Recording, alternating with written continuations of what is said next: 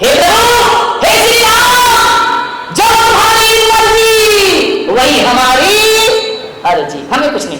सीता ने कहा देखो ज्यादा नखरे मत करो हनुमान जी, देखो मान लो भाई जो भी राम की बड़ी इच्छा है आप मान, मैया जो मुझे दे दो, मुझे बाकी कुछ भी चाहिए। राम ने कहा हनुमान चक्रवर्ती बना दूं?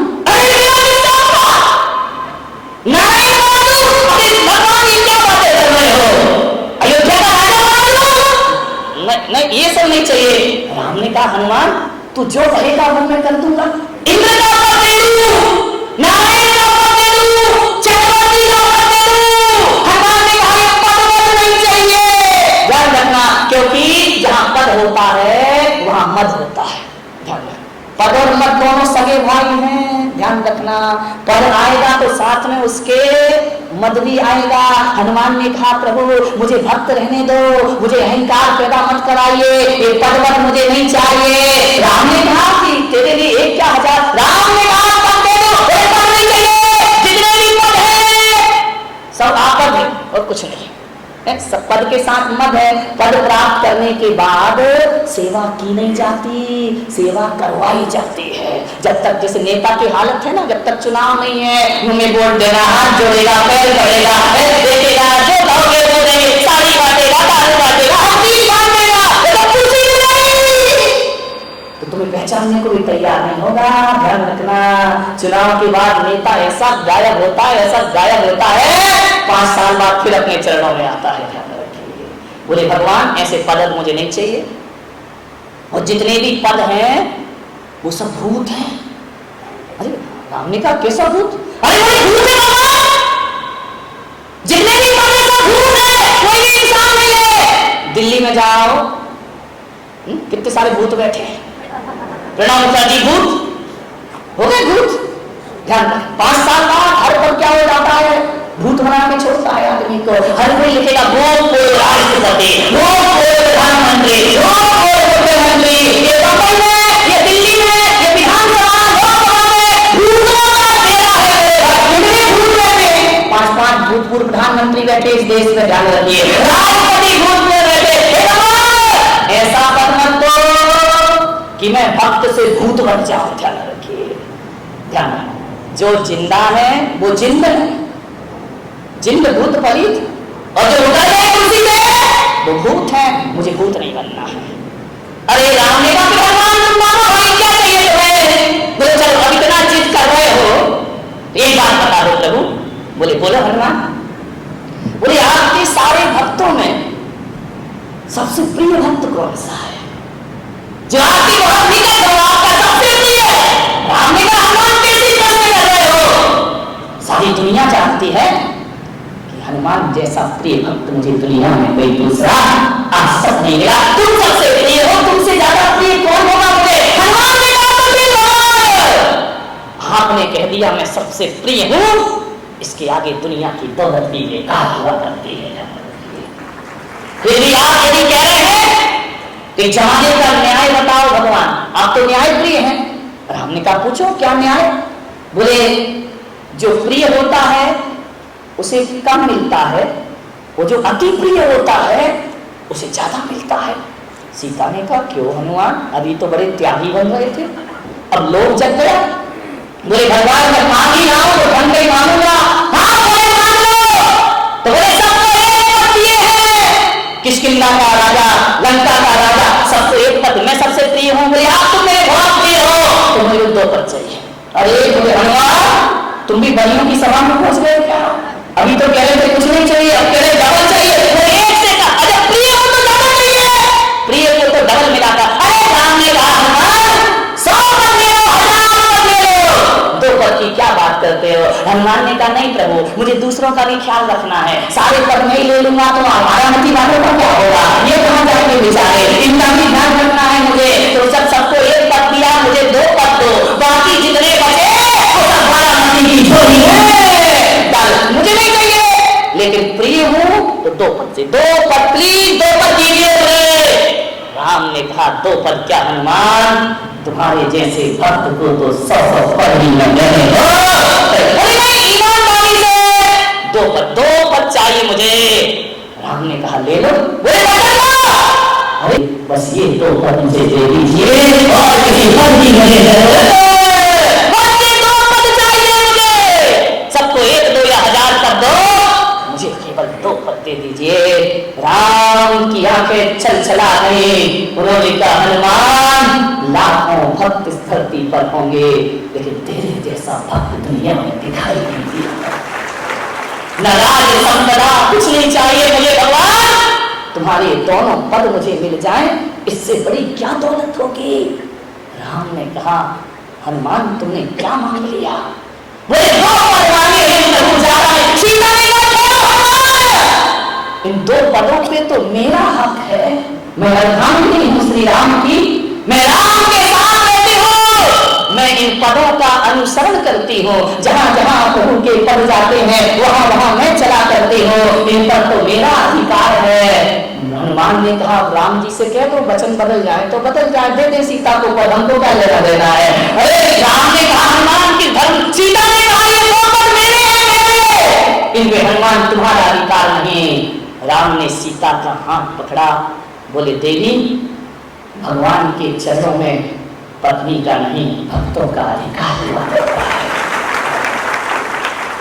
पत्नी के नहीं होते ये पद, ये भगवान के पद तो भक्तों के हुआ करते हैं। ये पद तो मेरे ही नहीं है, ये हनुमान के पद हैं। जाओ हनुमान, राम तुम्हें वचन देता है कि कलयुग में जहां जहां भी राम के मंदिर बनेंगे हनुमान के बिना वो मंदिर अधूरे कहलाएंगे। उन मंदिरों का राम देखो जितने भी राम मंदिर हैं, सीता राम लक्ष्मण खड़े हैं, हनुमान जी कहाँ हैं? बोलो, हाथ जोड़ के कहाँ बैठे हैं? चरणों में बैठे ही नहीं है, देख भी रहे हैं चरणों की तरफ, पब्लिक की तरफ नहीं देखते हैं, हाथ जोड़ के उनकी निगाह चरणों में है। वो सारी दुनिया से कहते हैं कि राम जी के पद तो हनुमान की किस्मत में लिखे हैं और किसी की किस्मत में राम के पद नहीं हुआ करते। ये मेरे चरण हैं, ध्यान रखिए। संतों के चरण, गुरुओं के चरण किस्मत से मिला करते हैं। लोग आते हैं चरण छुए, छू लो भैया, ये मेरे थोड़ी हैं, किसके हैं? भक्तों के हैं। ये प्रॉपर्टी तुम्हारी है, ये मेरी नहीं है। एक बात याद रखना बारामती वालों, जिस दिन से मैंने संन्यास लिया है, घर छोड़ा है, कपड़े उतारे हैं, उस दिन से पुलक सागर प्राइवेट प्रॉपर्टी नहीं बल्कि पब्लिक प्रॉपर्टी बन चुके हैं। संत किसी की बकौती नहीं होते हैं, संत तो प्रत्येक व्यक्ति की संपदा हुआ करते हैं। मेरे कमरे में आते अलग अलग धर्म के लोग, अलग अलग धर्म प्रस्तुत कर रहे हैं। मानने वाले एक बात आपसे कहूंगा, बारामती में मुझे कुछ मिला या ना मिला, लेकिन वो सौगात मुझे बारामती में मिली है कि आज 17-18 दिन हो रहे हैं प्रवचन माला को। आज लोग मुझे बड़ा ज्ञानी कहते हैं, लोग कहते हैं आपको बड़ा ज्ञान है, आपको बड़ा अध्ययन है, लेकिन बारामती वालों ने मुझे बुद्धू बना दिया है। मैं ज्ञानी नहीं, मैं मूर्ख बुद्धू हो गया, मैं अज्ञानी हो गया। किस बात से अज्ञानी हो गया? मैं हर चीज का ज्ञान रखता हूं, लेकिन एक बात में बारामती वालों ने मुझे अज्ञानी कर दिया कि मैं सभा में ये नहीं बता सकता कि जैन कौन है, हिंदू कौन है, मुसलमान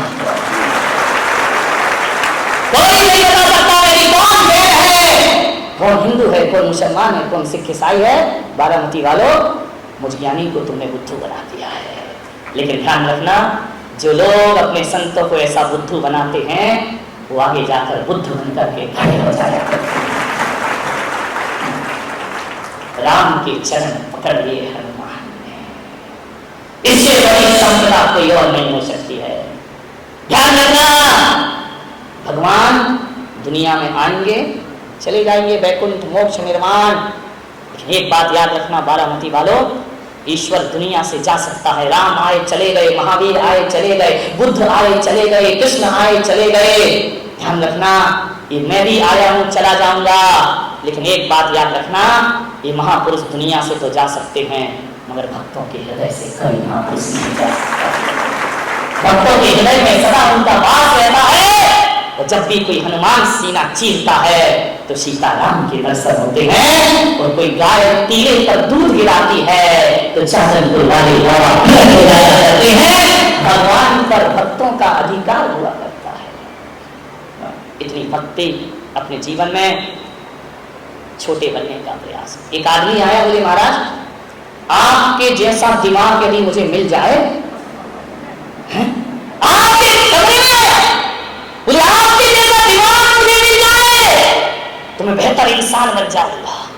मैंने कहा एक बात याद रख, मेरे जैसा दिमाग मिलेगा तो तू बेहतर इंसान बनेगा, लेकिन मैं पुलक सागर कहता हूं तू बेहतर इंसान बन जा, मुझसे भी अच्छा दिमाग तुझे प्राप्त हो जाएगा। बेहतर इंसान बनो, बेहतरीन इंसान बनो, दिमाग अपने आप प्राप्त। मैं दिमाग तो किसी को दे नहीं सकता हूं, इतना दिमाग तो मेरा खराब है नहीं, ध्यान रखना। लेकिन बारामती वालों, मैं अपना दिमाग तो नहीं दे सकता हूं, लेकिन दिल से सुनो मुझे, तुम्हें बेहतर इंसान जरूर बना सकता हूं। बेहतर इंसान बन जाओ, हजारों दिमाग तुम्हारे पास है। झुक कर फ्रांस का सम्राट हेनरी बग्गी पर बैठकर जा रहा था, एक भिखारी ने प्रणाम किया, महाराज मैं प्रणाम करता हूं। सम्राट ने बग्गी रोकी और गए, रथ से उतरे और भिखारी के चरणों में अपना कैप रख दिया। लोगों ने कहा इस सम्राट इसके चरणों में क्यों झुक रहा है, इसे झुकने की क्या जरूरत है भिखारी के चरणों में। लोगों ने कहा कि सम्राट आपको शोभा नहीं देता, आप राजा भिखारी के चरणों में झुके हो। पहली बार फ्रांस के हेनरी ने कहा, भारत के अध्यात्म से प्रभावित होकर उस व्यक्ति ने कहा कि मेरा झुकना बहुत जरूरी है। बोले भिखारी के चरणों में, किसी बड़े के चरणों में झुको तो चल जाए। सम्राट ने कहा एक भिखारी मेरे चरणों में झुक रहा है तो क्या मैं उससे भी बदतर इंसान हूं जो उसके चरणों में ना झुक सकूं। अरे जो झुकता है वही इंसान हुआ करता है। इतनी इंसानियत तो मुझमें भी है कि सामने वाला झुक रहा है तो मुझे भी उसके चरणों में झुक जाना चाहिए। एक आदमी एक हिमालय की चोटी पे खड़ा हो गया, एक आदमी हिमालय की चोटी पे खड़ा हो गया और हिमालय की चोटी पे खड़ा होकर कहता है देख हिमालय मैं तेरे से बड़ा हो गया। पहाड़ पे खड़ा होकर कह रहा है देख पर्वतराज मैं तेरे से बड़ा हो गया। हिमालय मुस्कुराया, उसने कहा जरूर तू मेरे से बड़ा हो गया, लेकिन इंसान एक बात याद रख, तू मेरी छाती पे चढ़ के बड़ा हुआ है, मैं किसी की छाती पे चढ़ के बड़ा नहीं हुआ। तू मेरे ऊपर चढ़ के बड़ा हुआ है, मैं किसी के ऊपर नहीं चढ़ा। सुना कि इंसान हिमालय से नीचे उतरा, सिर झुका के खड़ा हो गया। हिमालय ने कहा हे इंसान अब तू सचमुच बड़ा हो गया है। जब सिर पर चढ़ा था तो बड़ा नहीं था, जब नीचे खड़ा है तो तू बड़ा हो गया। आदमी ने पूछा अब मैं बड़ा क्यों हो गया। बोले अब तू बड़ा इसलिए हो गया कि तू सिर झुका सकता है और मैं सिर नहीं झुका सकता हूँ, और जो सिर झुकाता है वो दुनिया में सबसे बड़ा हुआ करता है। झुक कर काम करो मेरे भाई, बिना रहो, अकड़ के मत जियो। कच्चा आम होता है ना, कितना अकड़ा अकड़ा खोलता है ना। कच्चा आम क्या बोलते कैरी है ना, कैरी की कैरी, जो कैरी वही कैरी। कैरी तो होती है खट्टी होती है, अकड़ में जीती है, कठोर होती है।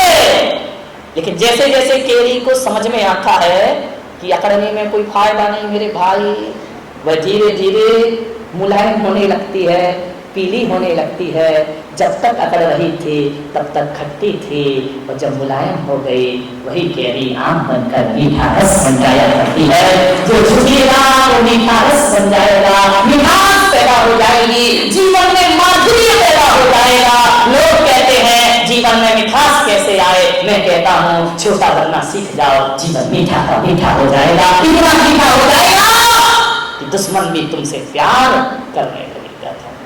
मीठे बने। क्या रखा इस जिंदगी में, 4 दिन की जिंदगी मन के मनुज की, 4 दिन बाद तो खत्म हो जाएगी जिंदगी। झुक कर जियो, झुकने से जीवन में किसी के पैरों में झुकोगे वो तुम्हारे कंधे पकड़ेगा और तुम्हें ऊपर उठाएगा। ध्यान रखना, अकड़ोगे तो नीचे झुकाएगा और झुकोगे तो पकड़ेगा और ऊपर उठाएगा। ऊपर ही नहीं उठाएगा मेरे भाई, किसी दुश्मन के पैरों में भी झुक के देखना, ऊपर उठाएगा और छाती से लगाने का प्रयास करेगा। समय हो गया, इतने ही झुको, अब इससे ज्यादा मत झुको, इतने भी मत झुको कि टूट जाओ, ध्यान रखना।